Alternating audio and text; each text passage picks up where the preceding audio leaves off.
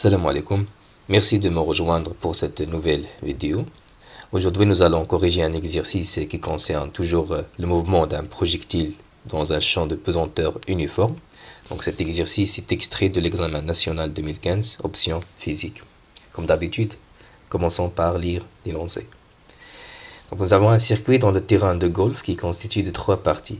La première partie, notée OA, donc est de longueur 2,2 mètres. La deuxième partie, AB, de longueur AB égale à 4 mètres, donc c'est ici. Et donc cette deuxième partie AB inclinée d'un angle alpha par rapport à l'horizontale, et alpha est égal à donc 24 degrés. La troisième partie, la partie BC, qui est horizontale, contenant un trou de centre T, donc situé à la distance BT égale à 2,1 mètres. Donc la distance entre B et T, c'est 2,1 mètres du point B. Donc les points B, T et C sont alignés, c'est-à-dire ils se trouvent sur la même ligne. On néglige l'action de l'air et les dimensions de la balle. Ça veut dire on va considérer que la balle est donc c'est un point matériel. Et en négligeant l'action de l'air, ça veut dire que la seule force qui agit sur la balle, c'est le poids. Et on prendra donc l'accélération de pesanteur égale à 10 mètres par seconde carré. L'étude du mouvement de la balle se fait dans un repère OIJ lié à la Terre et supposé galiléen. Ça veut dire qu'on peut appliquer donc la deuxième loi de Newton. On lance à t égale à 0 à partir du point O, c'est-à-dire à partir de l'origine. On va lancer donc la balle vers le trou T, donc d'ici vers ici, avec une vitesse initiale V0 que vous voyez ici, et la valeur de V0 donc c'est 10 mètres par seconde. Ce vecteur V0 est incliné d'un angle à θ égale à 45 degrés, donc ici θ c'est 45 degrés, par rapport bien sûr à l'axe OX. La première question, par application de la deuxième loi de Newton, établir les équations horaires du mouvement de la balle. Ça veut dire x en fonction de t et y en fonction de t. Comme nous l'avons vu dans le cours, pour déterminer les équations horaires du mouvement, on commence par les conditions initiales. Ça veut dire qu'est-ce qui se passe à l'instant t égale à 0. Autrement dit, c'est quoi la position initiale et la vitesse initiale du projectile qui est la balle de golf ici. Donc on lance à l'instant t égale à 0 à partir du point O, c'est-à-dire à partir de l'origine on lance la balle vers le trou. Donc la position initiale c'est l'origine O, et donc l'abscisse et l'ordonnée ici c'est 0. Donc la position initiale c'est 0. Donc ici, puisqu'on considère une balle donc sans dimension, on peut considérer tout simplement un point matériel. C'est pour cela donc j'ai mis ici G0, donc c'est le centre d'inertie de la balle. Donc ici 0 pour dire AT égale à 0, ici V0 pour dire AT égale à 0. Donc pour le vecteur vitesse, pour déterminer ses coordonnées, on va le projeter, donc à l'instant t égale à 0 bien sûr, on va le projeter sur les axes OX et OY. Donc ici nous avons V0x, cette distance-là, c'est le côté adjacent à θ, et donc nous avons cosinus θ, c'est V0x sur V0, et donc on trouve finalement que V0x c'est V0 cos θ. Donc ici il faut faire attention, c'est θ et non pas alpha, d'accord? Θ et alpha, elles sont différentes, elles ont des valeurs différentes. Donc pour V0y, c'est cette distance-là, et donc si cette distance-là, nous avons ici donc un rectangle, le côté opposé à cet angle θ, c'est cette distance ici, et donc sinus θ, c'est cette distance-là qui est celle-ci, donc c'est V0y sur V0, la valeur de V0, et on trouve finalement V0y égale à V0 sinus θ. Donc si vous voulez voir les détails de ce calcul-là, vous pouvez consulter le cours sur le mouvement d'un projectile dans un champ de pesanteur. Maintenant, on va appliquer la deuxième loi de Newton. Le système étudie ici la balle de golf. Le bilan des forces, c'est le poids, puisqu'on néglige l'action de l'air, donc c'est la seule force qui agit sur la balle. Le référentiel, c'est le référentiel terrestre supposé galiléen. On peut dire aussi que nous avons ici le repère ROIJ qui est associé donc à ce référentiel-là. En appliquant la deuxième loi de Newton, la somme des forces extérieures égale à la masse de la balle fois son vecteur accélération. Donc la seule force c'est P sur le poids est égal à MA. Donc l'expression du poids c'est mg, donc avec g c'est le vecteur champ de pesanteur. Donc on le place ici sur la figure, donc ça doit être quelque chose comme ça. Donc il est toujours dirigé vers le bas. Donc on trouve finalement l'équation caractéristique de la chute libre que nous avons vu plusieurs fois maintenant. Donc maintenant on va projeter cette équation sur les axes OX et OY pour chercher les coordonnées du vecteur accélération, c'est-à-dire AX et AY. Puisque A égale à G, on va considérer tout simplement les projections du vecteur champ de pesanteur sur les axes OX et OY. Pour l'axe OX, donc, nous avons le vecteur champ de pesanteur, il est perpendiculaire à cet axe-là, et donc sa projection sur l'axe OX est nulle. Le vecteur champ de pesanteur a la même direction que l'axe OY, mais ils sont de sens opposé, donc sa projection, ça nous donne moins G. Et on sait que donc, le vecteur accélération, disons l'accélération générale, c'est la dérivée par rapport au temps de la vitesse. Et nous avons vu dans le cours que pour arriver donc, aux équations horaires, on passe toujours par les équations horaires de la vitesse.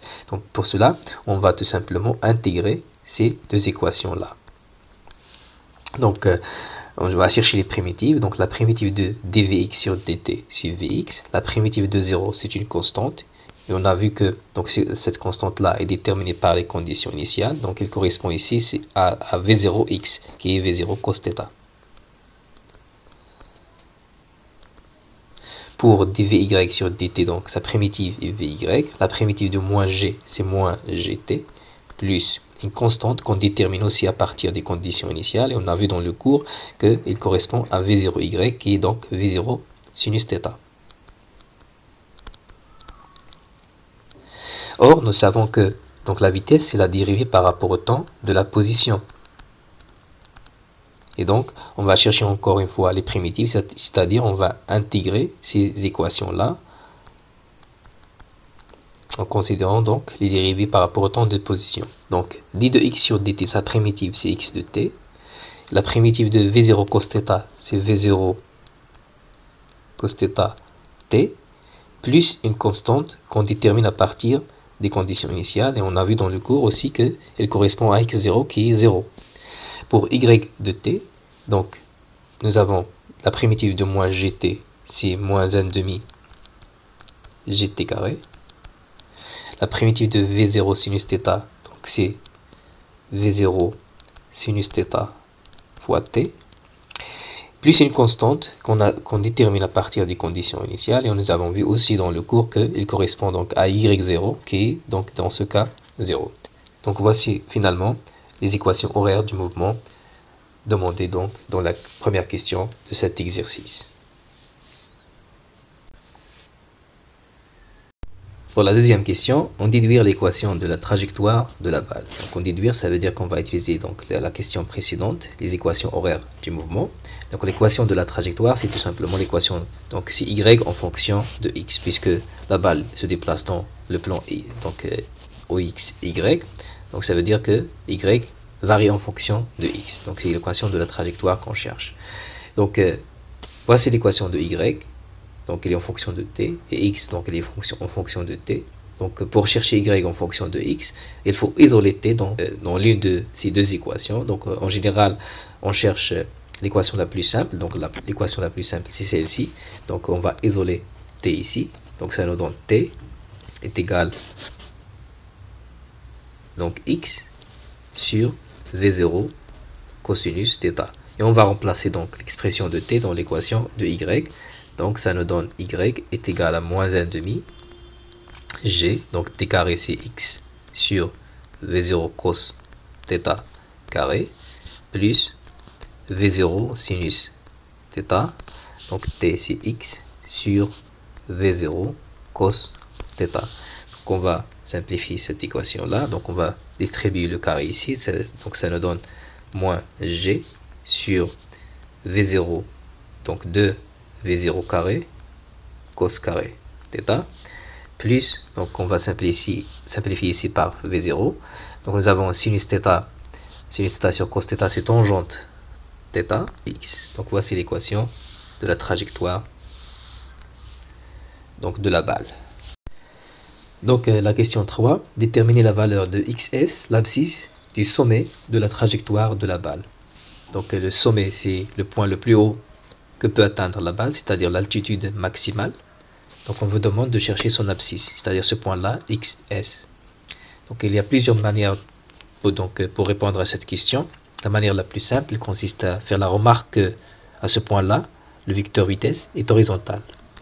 Donc il est tangent à la trajectoire, donc il est horizontal. Il est perpendiculaire à l'axe OY, donc nous avons sa projection sur l'axe OY, donc c'est 0. Nous avons VY égale à 0. Or, nous avons déjà calculé donc l'expression de VY. Donc c'est l'équation horaire de la vitesse que nous avons vue ici dans la première question. Donc c'est moins gt plus V0 sinus θ. Donc je vais la réécrire. Donc nous avons VY, c'est moins gt plus V0 sinus θ. Donc on va remplacer VY par son expression, c'est 0, est égal, moins g. Donc ici t, on va la remplacer, donc puisque nous sommes au point S, donc si ts, ça veut dire donc le temps mis par la balle pour arriver à ce point-là. Donc plus V0 sinus θ. Donc maintenant on va isoler ts, pardon, donc ts c'est quoi? Donc c'est moins V0 sinus θ. Donc sur moins g, donc c'est tout simplement V0 sinus θ sur g. Maintenant on va remplacer l'expression de ts dans l'expression de l'équation horaire du mouvement, de x. Donc l'équation que nous avons trouvée dans la première question. Donc x de t c'est quoi? C'est V0 cos θ t. Donc on va remplacer t par ts et x par xs, puisque nous sommes donc au sommet, donc au point S. Ça veut dire que nous avons x de s, c'est V0 cosinus t de s. D'accord? Donc ce qui reste maintenant, c'est tout simplement l'application numérique. Donc V0 cos, je vais remplacer d'abord donc ts par son expression, donc c'est V0 sinus θ sur g. Donc l'application numérique nous donne donc x de s est égal V0, donc c'est 10 mètres par seconde fois cosinus, donc c'était cosinus θ, d'accord, donc c'était cosinus θ, donc cosinus de θ qui est 45 degrés, donc fois V0, donc c'est 10 fois sinus θ, donc sinus 45 degrés, divisé par donc g qui est aussi donc 10. Donc 10 va se simplifier avec ce 10 là. Le cosinus de 45 degrés c'est 1 sur racine 2. Le sinus de 45 degrés c'est 1 sur racine 2. Donc x de s est égal à 10. Donc le racine 2 avec le racine 2 d'ici, donc c'est 2 tout simplement. Et on trouve donc finalement 5 mètres. Donc voici la réponse à la question 3. Donc pour la dernière question, la question 4, s'assurer que la balle passe au centre T du trou. Ça veut dire donc, est-ce que donc la balle qu'on lance ici va passer par ce trou, donc à ce point T ici, donc ici c'est le point T. Autrement dit, est-ce que donc les coordonnées de ce point T vérifient l'équation de la trajectoire que nous avons ici. Donc l'équation de la trajectoire, on l'a déjà calculée dans la deuxième question. Donc voici l'équation et en faisant l'application numérique, donc ça nous donne cette équation là. Donc maintenant on va chercher les coordonnées de ce point T. Les coordonnées ça veut dire x de t et y de t, donc son abscisse et son ordonnée. Et on va voir est-ce que donc ces coordonnées vérifient l'équation de la trajectoire que nous avons ici. Donc déterminons maintenant les coordonnées du point T. Donc commençons par l'abscisse, donc ça veut dire donc ce point là, x de t. Donc x de t c'est cette distance là, d'accord? Ça veut dire donc c'est la distance OA plus cette distance ici plus la distance BT. Donc BT est donné dans l'exercice, OA est donné aussi. Donc ce qui nous reste, c'est de déterminer donc cette distance-là. Pour donc déterminer cette distance-là, on va utiliser donc ce triangle. D'accord? Donc cette distance-là, c'est quoi? C'est le côté adjacent à l'angle alpha. Ça veut dire que cosinus alpha est égal. Donc le côté adjacent, c'est la distance qu'on cherche, que je vais appeler par exemple x, sur donc l'hypoténuse qui est AB. Donc cette distance qu'on cherche, x, c'est quoi? C'est AB fois cosinus alpha. Donc cette distance-là, c'est AB fois cosinus alpha. Donc comme j'ai dit, donc x de t, c'est la somme de ces trois distances. OA plus donc ce x-là, plus BT. Donc je vais l'écrire, x de t, donc c'est OA, plus donc cette distance-là que j'ai appelée c'est x, donc c'est AB fois cosinus alpha maintenant, donc c'est pas θ, c'est alpha ici, plus BT, la distance BT. Et on va tout simplement donc faire l'application numérique. Nous avons maintenant les valeurs de tous ces paramètres ici. OA, donc c'est 2,2, plus AB, donc c'est 4 mètres, fois, donc c'est 4 fois cosinus alpha, donc alpha c'est 24 degrés, plus BT, donc qui est donné ici, donc c'est 2,1 mètres. Donc ça nous donne finalement x de t est égal donc à 7,95 mètres. Cherchons maintenant y de t. Donc c'est quoi y de t? Donc c'est tout simplement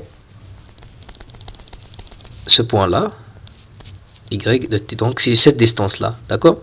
Puisque donc il y a cette distance ici, c'est exactement cette distance-là. Donc on va utiliser encore une fois le triangle pour chercher y de t. Donc cette distance-là pour alpha, c'est le côté opposé. Donc nous avons sinus alpha, donc c'est le côté opposé, autrement dit c'est y de t, divisé par donc l'hypoténuse qui est AB. Et donc y t, c'est donc AB fois sinus alpha. Donc je vais l'écrire ici. Donc y de t, c'est AB fois sinus alpha. Donc l'application numérique nous donne, donc AB c'est 4 mètres. Sinus de alpha, donc alpha c'est quoi? C'est 24 degrés. Donc ce qui nous donne finalement, donc voici les coordonnées donc du point T, donc l'abscisse est l'ordonnée.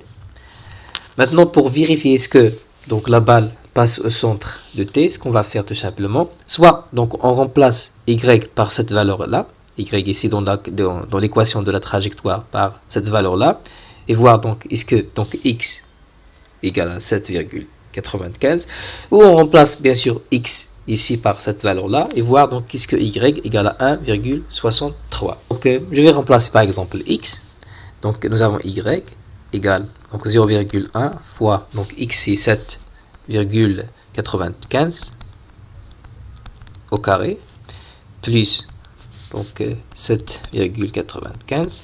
Donc si vous calculez, vous trouverez tout simplement 1,63 mètres. Et donc nous disons que les coordonnées du point T, il vérifie l'équation de la trajectoire, et donc finalement la balle donc passe par le point T. Salam alaikum wa rahmatullah.